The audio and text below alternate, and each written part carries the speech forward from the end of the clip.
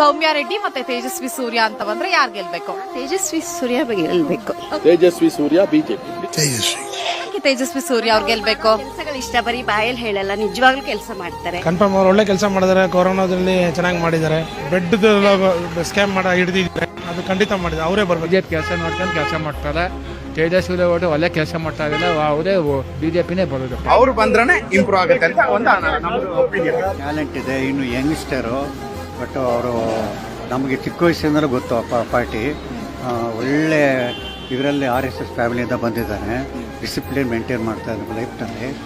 ನೋಡಿ, ಅವನು ಬರೀ 19 ವರ್ಷದಲ್ಲಿ ಇದರಲ್ಲಿ ಇಂಗ್ಲೆಂಡ್ ಪಾರ್ಲಿಮೆಂಟ್ನಲ್ಲಿ ಸ್ಪೀಚ್ ಮಾಡಿ ಬಂದಿದ್ದಾನೆ. ಅಷ್ಟು ಟ್ಯಾಲೆಂಟ್ ಇದೆ ಅವನಿಗೆ. ಆಮೇಲೆ ಕೈ ಶುದ್ಧ, 10 ರೂಪಾಯಿ ಯಾರ ಹತ್ರ ಮುಟ್ಟಲ್ಲ. ಹೋಗಿ ಕೇಳಿದ್ರೆ ಅವನ ಕೈಲಿ ಆಯ್ತಾ, ಕೈಯಿಂದ ಹಾಕ್ಬಿಟ್ಟು ಕೆಲಸ ಮಾಡಿಸ್ತಾರೆ. ಆ ಥರ ಮನುಷ್ಯ ಬೇಕು ನಮಗೆ. ಅವನೇ ಯಾರು ಕೈಗೆ ಸಿಗ್ತಾರೆ ನಿಮ್ಗೆ?